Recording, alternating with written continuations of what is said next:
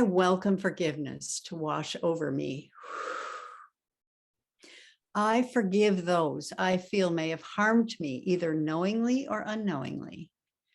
I forgive my parents and those closest to me who may have treated me in ways I didn't like. I forgive whole groups of people who I may believe have acted wrongly. And this is an important one too, in terms of what's going on in the Ukraine. It's, we can't just be one-sided. We have to forgive. I especially forgive myself for anything I may ever have done that doesn't measure up to my values and beliefs. And how many of us are constantly berating ourselves because we're not good enough, we didn't do it right. We judge ourselves. I forgive events beyond my control that may have caused me grief or loss.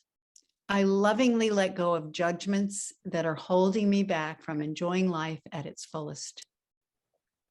As I learn to forgive, I open myself to a glorious feeling of release and acceptance. I find the greatest result when I lovingly forgive and accept myself as I am. So how appropriate is that in terms of dealing with issues that happened to us a long time ago?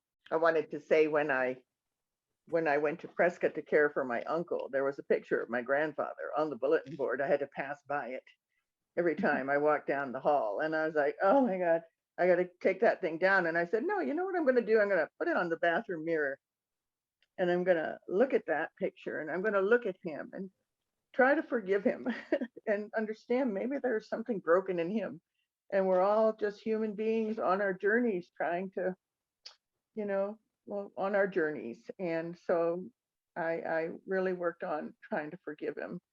I feel like I kind of did, but apparently it always comes up that there's still a little something still not released yet. But I thought rather than avoid it, put that picture right in front of me and look him in the eye and try to work, because he passed away before any of it really came out, so there was no accountability, and then our parents didn't believe that it happened, and so there was a lot of brokenness there. But I'm working on the forgiveness, because I know, I don't know if it was in here or the wisdom that when we don't forgive somebody, we're really only hurting ourselves. We're not, they're not paying for anything by us not forgiving them. We're just hurting ourselves. So the importance of forgiveness. Exactly. And what you bring up a real good point. We think we're holding a person accountable by not forgiving them, right? Oh, well, he did that, and forgiving him lets him feel like he's got a pass, a free pass or something. I want to also call attention to the concept that people who've passed on, our parents or relatives or those who may have harmed us, even if they passed on, we can still let go of it's really the hold it has on us. It's the hold that negative deed has on us. And what we're really doing is letting go of the hold that it has on us. And so when someone has hurt you in the past, you're not helping yourself by holding on to it. And I think your courage, Rebecca, in terms of dealing with it directly and putting his picture on your mirror and just, again, lovingly forgiving him and knowing that whatever caused him to do that horrible deed was not his original pure essence. It was something that came from somewhere else and from his parents and their parents. And so I really think it's important to know that we can heal our generations. We can heal the generations of the past right here, right now in our own soul. Agus? Do you think it's possible to not forgive, but to let go? I think so. I think that's the first step. I think first step is letting go, and and even that's a form of forgiveness. Is just that you're not letting it hold on to, you're not letting it hurt you. And that's the main thing. It's hard to forgive something like that.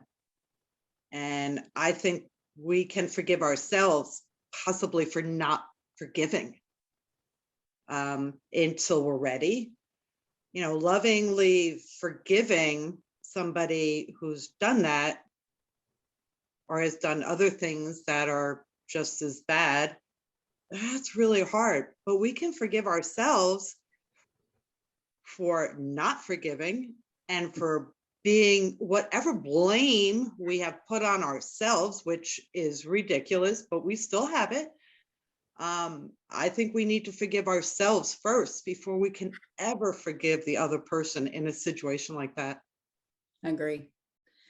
And as we just had Easter a few weeks ago, Jesus said, Father, forgive them. They know not what they do. I mean, that's a pretty strong message for about forgiveness. And again, it's not easy. I don't know easy. I don't know if you can see this or if it's backwards, but I Mhm. got this at a craft Mhm. event. It says forgive, the little Aw. beads across it, I love I it. have that hanging over my bed. Well, again, there's so many things that happen in big and small ways. I mean, we're talking about, if sexual molestation in a family situation, I believe that's what Naomi Judd had dealt with in her youth as well. And, maybe she never got to the point of being able to let it go. But I really agree that letting go of it, letting go of the attachment on our own being, whether you can easily forgive or not, is that can come later. Yeah. Well, it comes to meditating and taking the time to clear out your being. And as we do that, it clears out the whole world. And it's actually a pretty wonderful thing that we can take charge of our beliefs and what we're thinking and turn it on to a space where we know in our hearts that it's okay. And we don't have to judge anybody, especially ourselves. I was just thinking about what the definition of forgiveness is, because it seems to me that if something terrible happened to you that was done to you by another person, you're not trying to, I mean, it happened and it was horrible. So you acknowledge that and you accept that it happened. And then you essentially, trust your own strength to let go of it and move through it. So I guess in my mind, I'm not quite sure what forgiveness is. I mean, you can't pretend to think that that person is okay, because it was horrible, right? I mean, I don't know, Dudley, what is your definition of it? I was just going to say that what Dean said kind of spurred, what everybody said, but what Dean was saying about meditating on it, that it happened and we can't control it. And it's forgiveness. It is like you said, Dudley, like for me and my experience has been like, okay, letting go. And like Rebecca was saying, sometimes I feel that I've forgiven, I've done it, I've forgiven, but I really haven't, because it still comes up. Something will bring it up, his picture, something will bring it up.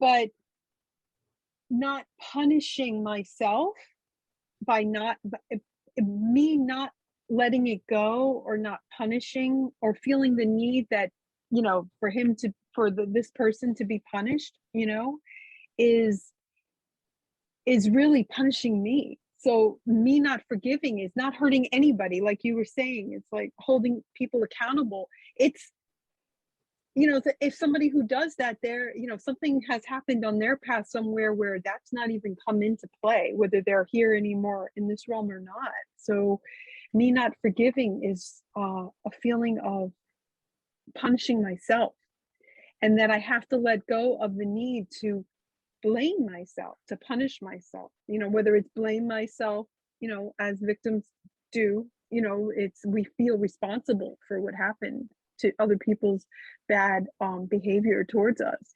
It's like we feel responsible for that. And then we blame ourselves. And with that comes continual punishment on ourselves. So I think, I don't know, it was almost like a revelation when Dean was speaking, that I think that that's what it is. It's love. It's like you can heal.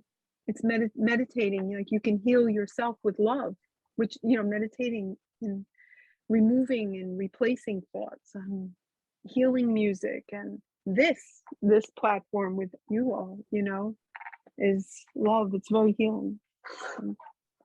Thank you so much. That's so true. And to let go of the hold that this negative event has on you. That's what we're trying to do. I find for myself that, if somebody, for instance, in my life has done something really terrible, I mean, that's just like really awful, or I've experienced like a really terrible injustice or some kind of, so I'll feel that pain, but I've realized over time that the gift that I got from that is that it gave me empathy for other people that are going through something similar.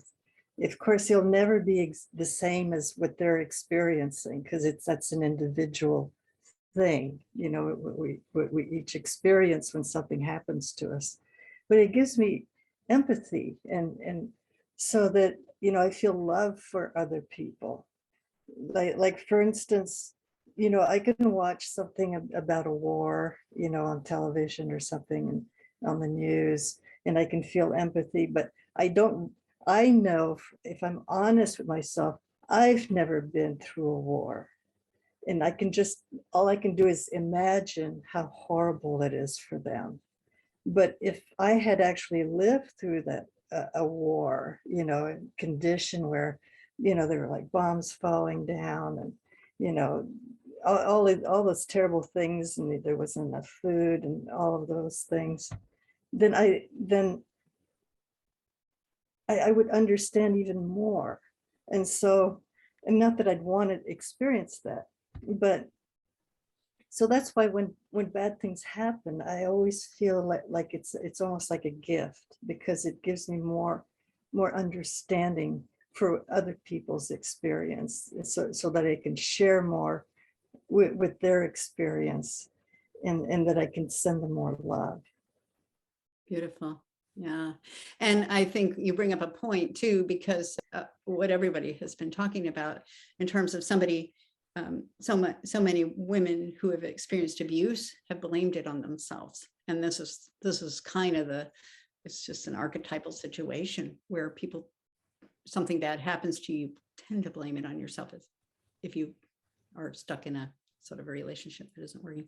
So obviously we need to learn to let go and transform it. I wanted to also just add, I think I said it a little bit, but when I would look at him, I think I'd feel bad because there was something broken in him. You know what I mean? And he didn't have, I guess, the tools to work through it and fix it, So I mean, why would one human being not have